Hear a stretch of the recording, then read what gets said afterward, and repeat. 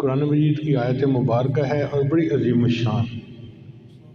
حدیث مبارکہ میں آتا ہے ان جابر بن عبداللہ، جابر بن عبداللہ اس کی روایت کرتے ہیں، قال لما نزل بسم اللہ الرحمن الرحیم، وہ فرماتے ہیں کہ جب یہ آیت بسم اللہ الرحمن الرحیم نازل ہوئی، حرب الغیم الی المشرق، تو بادل چھٹ گئے اور سب بادل مشرق کی طرف، مشرق کی سمت میں چلے گئے۔ وسکنت الریاح، اور ہوائیں بند ہو گئیں، یعنی جو جکھڑ چل رہے تھے، ہوائیں چل رہی تھیں، وہ بند ہو گئیں۔ وہاج البحر، اور سمندر کے اندر جو تلاطم تھا، ہائی ٹائڈ، وہ بھی رک گیا۔ وَأَدْغَتِ الْبَهَائِمُ، اور جانوروں نے بھی کان لگا لیے کہ بھئی کیا خاص مسئلہ ہے کوئی۔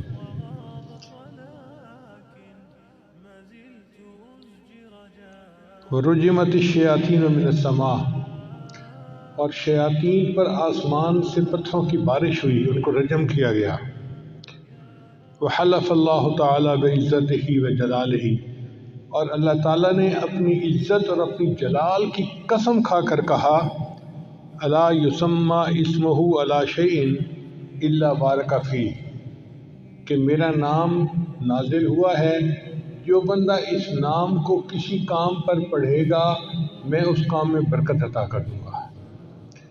یعنی اللہ تعالیٰ نے اپنی عزت اور جلال کی قسم کھا کر کہا کہ جس چیز پر میرا نام پڑھا جائے گا، جس کام کے شروع میں میرا نام پڑھا جائے گا، میں اس کام میں برکت عطا کروں گا۔ چنانچہ اسلام سے پہلے جو مشرکین مکہ تھے، وہ ہر کام سے پہلے اپنے بتوں کے نام لیا کرتے تھے، اور وہ سمجھتے تھے کہ بتوں کا نام لینے سے ہمارے کام میں برکت ہو جائے گی۔ لیکن جب اسلام آیا تو شریعت نے حکم دیا کہ نہیں، تم ہر کام سے پہلے اللہ کا نام لو، اللہ کے نام سے برکت ہو جائے گی۔ یہ جو بسم اللہ ہے نا، اس کے 19 حروف ہیں، بسم اللہ الرحمن الرحیم، اس کے حروف کو گنے تو بنتے ہیں 19۔ مفسرین نے لکھا ہے کہ جہنم کے جو داروغے ہیں وہ بھی 19 فرشتے ہیں، قرآن مجید میں ہے۔ تو بسم اللہ کے 19 حروف ان 19 فرشتوں کی پکڑ سے بندے کو بچا دیں گے۔ تو جو بندہ ہر کام میں بسم اللہ پڑھتا رہے، اللہ تعالیٰ اس کو جہنم سے نجات عطا فرمائیں گے۔ اور بعض مفسرین نے یہ نقطہ بھی لکھا ہے کہ دن کے ہوتے ہیں 24 گھنٹے، تو 5 نمازوں کے بدلے 5 گھنٹوں کے گناہ معاف، باقی رہ گئے 19 گھنٹے۔ تو اگر وہ بسم اللہ کا تکرار بھی کرتا ہے تو 19 حروف کے بدلے اللہ 19 گھنٹوں کے گناہ بھی معاف فرما دے۔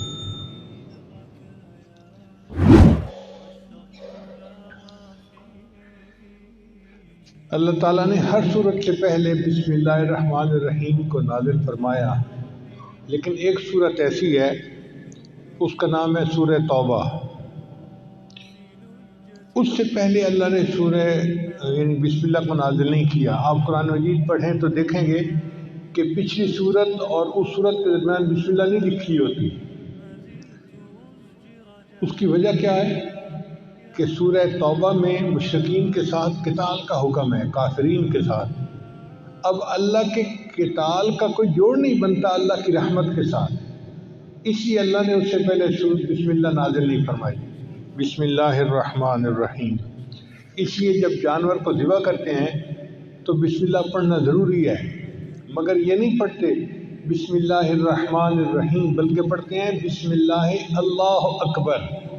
الرحمن الرحیم کا جوڑ ذبح کرنے کے ساتھ نہیں بنتا، اس لیے تکبیر کہہ دی گئی بسم اللہ اللہ اکبر، اتنا ہی ہے۔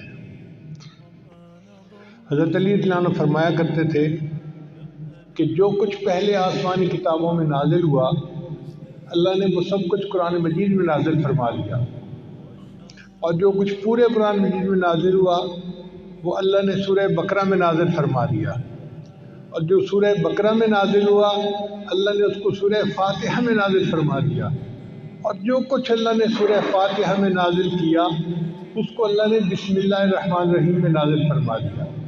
یہ بسم اللہ الرحمن الرحیم ایک آیت ہے، لیکن یہ تمام آسمانی کتابوں کا خلاصہ اور نچوڑ ہے۔ اور علماء نے ایک نقطہ اور لکھا ہے کہ جو کچھ بسم اللہ میں نازل ہوا وہ بسم اللہ کے پہلے حرف با کے اندر آ گیا۔ با کا حرف جو ہے وہ وصل کے لیے ہوتا ہے، جوڑنے کے لیے۔